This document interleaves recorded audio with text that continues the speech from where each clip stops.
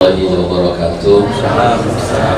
Alhamdulillahilladzi ahsan tadbiru al-kainat wa khalaqal ardina was samawati wa anzalal ma'a minal mu'sirat wa ansa'al habba wan nabat wa qaddaral arzaqa wal aqwat. Wassalatu wassalamu ala rasulillah sayyidina Muhammadin bil mu'jizatil zahirat alladzi hasala min nurihi wujudul kainat. Rabbi shrah li sadri wa yassir li amri wahlul 'uqdatam min lisani yafqahu qawli.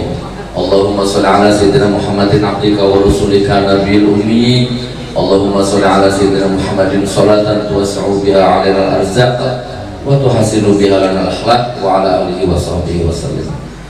Amma ba'd. Saya percepat seremonialnya. Intinya salam ta'zim saya, salam sungkem saya, salam samina wa aqona saya kepada semua guru-guru saya yang ada di depan sebelah saya ini. Masya Allah, Sahibul Karomah wal Ma'unah wal Fadilah, Habib Salim, Kiai Slamet, Kiai Misbah, dan seterusnya. Habib Salim ini ternyata pernah mondok di Habib Ja'far di Brani. Brani itu selatannya Pondok Zainul Hasan Genggong. Selatannya atau utaranya? Selatan. Saya pernah punya rumah persis di depannya Habib Ja'far itu. Nah, ya, persis ya. Dulu saya pernah punya istri orang sana ini, hasilnya anaknya ini. Di santrinya Habib Ja'far juga ya. Depan rumahnya ini. Dan sekarang ketemu di sini. Barokahnya majelis ini ya. Masya Allah. Jadi gini, saudaraku semua yang dimuliakan Allah, menyingkat waktu dan saya mohon izin sekali, saya mungkin tidak bisa sampai selesai Ustaz Slamet. Saya harus melanjutkan syafar ke Cikampek, ya deh, ke Cikampek ya. Duhur, pada duhur saya ngisi di sana, insya Allah. Baik saudaraku, tadi Habib Salim menceritakan tentang satu ayat di dalam Al-Quran itu mengandung 70.000 rahasia, dan itu hanya baginda Rasul yang paham. Saya jadi teringat Allah berfirman di dalam surat Fatir ayat 29. Nanti dicek, bawa pulang, dibaca ya, terus masukkan ke hatinya untuk bekal ikhtiar di dunia ini.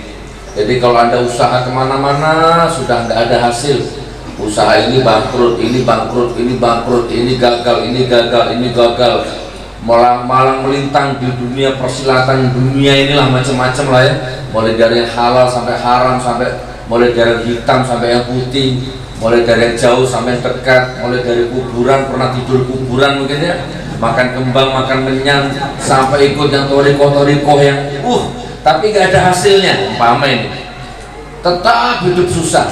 Nah coba baca ayat ini, surat Fatir ayat 29.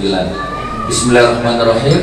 Innal ladzina yatluna kitaballahi wa aqamus shalat wa anfaqu mimma razaqnahum sirran wa alaniyatan yarjuna tijaratan lan tabur. Vulgar bahasanya saudaraku. Barang siapa, innal ladzina yatluna kitaballah, barang siapa yang membaca Quran, sholat, sedekah, terang-terangan atau sembunyi-sembunyi, maka dia sedang berniaga denganku, membangun hubungan bilateral denganku, yang aku jamin tidak akan pernah rugi. Aku jamin, kata Allah, tidak akan pernah merugi.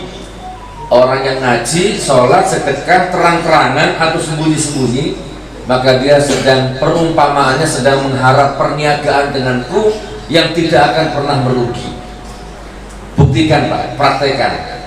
Saya sudah capek ini cerita ini sebenarnya ya.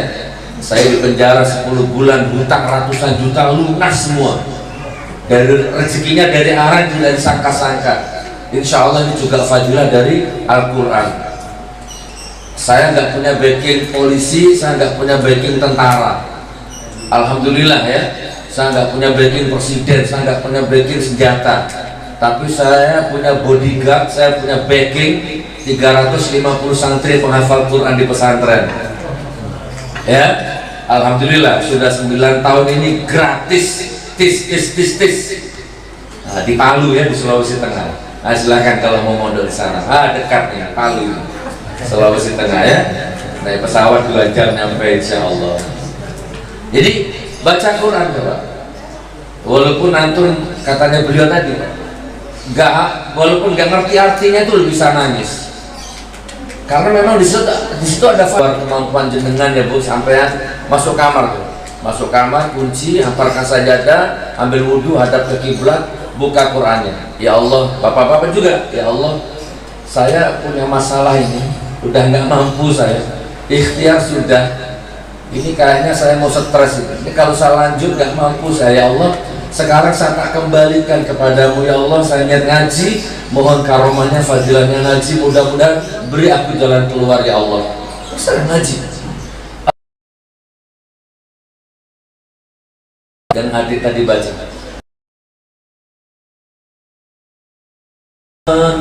khalaqal insan 'allamahu, luar semua itu, maka plong rasanya. Makanya cari solusi di Al-Quran, tempatnya itu di Al-Quran. Dia sedang berniaga denganku, yang kujamin tidak akan pernah merugi. Oh tadi adik baca surat Al-Mulk sih ya. Tabarakalladzi biyadihil mulk wa huwa ala kulli syai'in qadir. Baca Bu ya, insya Allah selesai. Buang sikapnya, buang jimatnya, buang akiknya. Kalau belum safir jangan buang, kasih saya. Al-Quran, Al-Quran, Al-Quran, Al-Quran, Al-Quran, Al-Quran, Al-Quran. Ya Allah ya. Di rumah saya alhamdulillah Bib, alhamdulillah di rumah saya tidak pernah libur satu hari pun tanpa baca Al-Quran. Ya anak istri semua, apalagi lo ba'da maghrib Yasin, Yasin, Rahman, Waqi, Al-Muluk ditambah Raqibul Haddad kalau maghrib. Ya Jumat Al-Kahfi, udah istiqomah itu sekeluarga. Kan memang hanya ini gak ada lagi kok. Nanti disempurnakan dengan sholawat kepada baginda Rasul Nabi Muhammad SAW. Ini kalau ngomong sholawat, oke, saya percepat ya saudaraku, insya Allah tidak sampai jam 11 sudah selesai insya Allah ya. Saya juga harus tidak boleh lebih dari beliau ya, kalau dalam bahasa Madura cangkolan ya. Masya Allah Bu, sholawat juga Bu, sholawat ya. Kan ada perintahnya, innallaha wa malaikatahu yusholluna 'alan nabi ya ayyuhalladzina amanu shollu 'alaihi wa sallimu taslima. Allah dan para malaikatnya saja bersolawat. Ini kalau Anda tahu, kalau Anda mungkin punya tasawuf atau sufi itu mungkin debu-debu di depan kita ini yang nggak kelihatan mati, solawat semua ini Bu. Air-air ini solawat, yang dibacakan solawat tadi diminum jadi obat. Semua solawat ini, malaikat saja solawat, angin ini bersolawat, angin bersolawat dengan hembusannya, matahari bersolawat dengan sinarnya, lautan bersolawat dengan gelombangnya, manusia bersolawat dengan apanya, sesuai makomnya. Kita nggak bisa hidup tanpa solawat Bu. Saya punya kata-kata filsafat saya temukan di dalam tahanan kemarin selama 10 bulan mondok di sana. Ada tiba-tiba saya dapat kata-kata, ya Rob, ibaratnya saya bisa hidup tanpa angin kalau kau menghendaki. Aku bisa hidup tanpa angin, aku bisa hidup tanpa sinar matahari, bahkan aku bisa hidup tanpa rembulan sekalipun. Bahkan ya Allah, kalau kau berkehendak, aku bisa hidup tanpa siang dan malam sekalipun. Aku bisa hidup tanpa apapun. Tapi ya Allah, sungguh aku tidak akan bisa hidup tanpa nama kekasihmu Nabi Muhammad SAW. Aku tidak akan bisa hidup tanpa syafaatnya ya Allah. Sampai segitunya, saking nggak nemu lagi bahasa untuk melukiskan betapa Rasulullah itu hanya itu solusinya satu-satunya Anda bisa ketemu Allah. Hatamkan 1 juta kali, 1 juta kali itu hatam per hari. Tapi kalau Anda tidak mengenal Rasulullah, tidak sholawat kepada Rasulullah, ditolak mentah-mentah Anda sama Allah. Siapa itu kata Allah? Tidak bisa saudaraku. Nah ini juga ya, fakultus taghfiru rabbakum innahu kana ghaffara. Hidup ini gak pernah lepas dari masalah, solusinya istighfar. Istighfar, sholawat, baca Quran, diikat itu. maka dia akan menjadi segitiga bermuda energi yang dahsyat. Maka apapun usahamu, apapun bisnismu, apapun masalah hidupmu, selesai dengan izin Allah. Bu, Bapak, sholawatnya yang terakhir ini datang ke majelis ini, rutin istiqomah tiap bulan. Sedekah tadi ada kotak keliling tadi yang banyak, Bu. Jadi kalau di dompet ada uang 1 juta, sedekahkan 999. Bawa pulang itu yang berapa rupiah itu. Berserius saudaraku. Sedekah yang banyak, hidup mati karena Allah, ya. Baik, closing statement, sholawat. Allahumma sholli ala sayyidina Muhammad. Allahumma sholli ala sayyidina Muhammad. Allahumma sholli ala sayyidina Muhammad. Kalau ikut thariqah itu kadang sampai 1000 kali per hari, ya. Tapi kalau Anda tidak mampu, 1 putaran tasbih per hari itu 1 putaran lebih, itu lebih bagus. Gak ada orang sholawat hidupnya jatuh, bangkrut, gak ada, Bu. Yang ada itu ya orang yang tidak sholawat itu auranya gak ada, martabatnya gak ada, kehormatannya gak ada, panas terus suasana hidupnya, panas suasana batinnya. Padahal penghasilannya 1 juta per jam, 1 miliar per hari penghasilannya, rumahnya gede, tapi gak ada sholawat di dalam lisannya, di dalam hatinya, kalbunya gak ada sholawat, kering, Pak, kerontang, gak ada apa-apanya. Kolam renangnya tuh gede, kolam renangnya tuh, Pak. Tapi yang renang satpamnya tiap pagi, Pak. Yang punya rumah nggak bisa renang. Kenapa? Sibuk sampai lupa sholat. Rumah tangga, istri kehilangan figur suaminya, anak kehilangan figur ayahnya. Ayahnya sibuk mengejar dunia, istrinya sibuk juga mengejar dunia, anaknya kehilangan kasih sayang. Kenapa? Di rumahnya nggak ada sholawat, di rumahnya nggak ada Al-Quran. Insya Allah mudah-mudahan yang hadir sini orang yang mengamalkan sholawat, mengamalkan Al-Quran, hobi istighfar. Jadi sholawat itu kebutuhan hidup. Apa? Oke, sholawat adalah kebutuhan hidup. Aku tidak bisa hidup tanpa sholawat. Udah itu intinya. Rezeki sudah dijamin sama Allah. Rezeki anak, rezeki istri dijamin, sudah berlimpah ruah. Bahkan hutang ratusan juta itu ada yang lunasin, gak kenal padahal. Imigran India lama di Singapura, nggak kenal, cuma lihat di YouTube aja, tiba-tiba telepon istri, Gus Nur punya utang nggak? Kenapa kau nanya? Kalau punya saya lunasin gitu. Ya intinya hampir 300 juta lah dilunasin. Ya, terus kemudian pesantren semua dibiayai selama 6 bulan itu.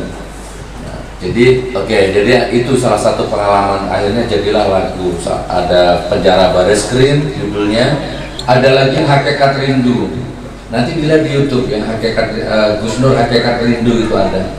Malam-malam nangis karena kangen istri, tak panggil namanya istri itu. Ternyata nggak bisa datang, Bu. Walaupun saya panggil gimana nggak bisa datang. Manggil anak, kangen anak, saya panggil anak nggak bisa datang. Manggil pengacara nggak bisa datang. Semua saya panggil itu, nggak ada yang bisa datang. Oh, ternyata ini ya, inilah dunia. Ya, secinta apa kalian, ada kalanya Allah putus semuanya, nggak bisa berdaya gitu.